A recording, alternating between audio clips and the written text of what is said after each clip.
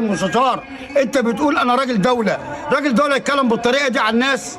ده انت ما بتقبلش في اولادك كلمه، ازاي تقبل على اولاد الناس الكلام؟ عيب الكلام يا سعاده المستشار. اتفضل يا حاج. الكلام اللي انت بتقوله ده يا سياده المستشار غلط، لان الراجل ده امام مسجد وكلها توثق فيه وبنصلي وراه، حتى هنقوم نصلي الفجر دلوقتي وهو بيصلي الامام بتاعنا. فكده غلط ان انت تقول عليه ساحر، هو مش ساحر، ولو كان هيسحر كان سحر لنفسه اتغنى يا سيدي. بتقول حاجه يا حاج؟ اتفضل يا حاج رجب، قول اي حاجه، قول يا حاج رجب. بسم الله الرحمن الرحيم. انا رجب محمد شحاته. سياده المستشار متهمني بالباطل ان انا بسحر.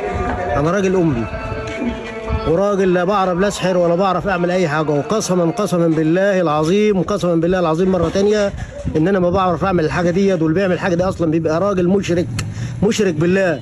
والاشراك بالله ده اشراك، يعني ربنا سبحانه وتعالى بيبقى نازع من قلبه الرحمه في الدنيا وفي الاخره. وانا راجل بنا، وانا راجل شغال بنا، عامل بايدي، عامل يعني شغال بنا، شغال ارزاقي.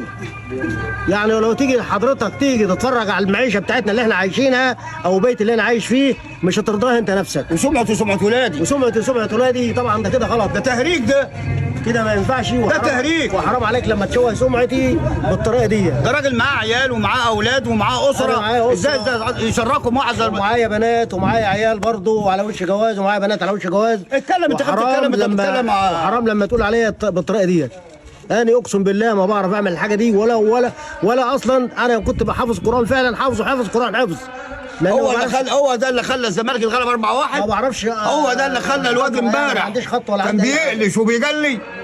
لعيبتك تعبان وشكرا. سحر الكوره فيها سحر. كان في السودان خدت كاس العالم لو بالسحر. كان سحر. صلح فرقتك انت الاول يا سياده المستشار. احنا زملكاويه مش مقتنعين باي سحر وباي كلام خالص. كلام كله ده مفيش اي حاجه خالص. احنا زملكاويه وجنبيه مفيش اي حاجه خالص.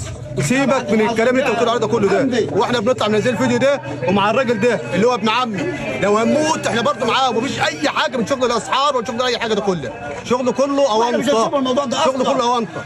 والفيديو ده منزلينه ولو هنموت كلنا برضه مفيش اي حاجه خالص من موضوع السحر.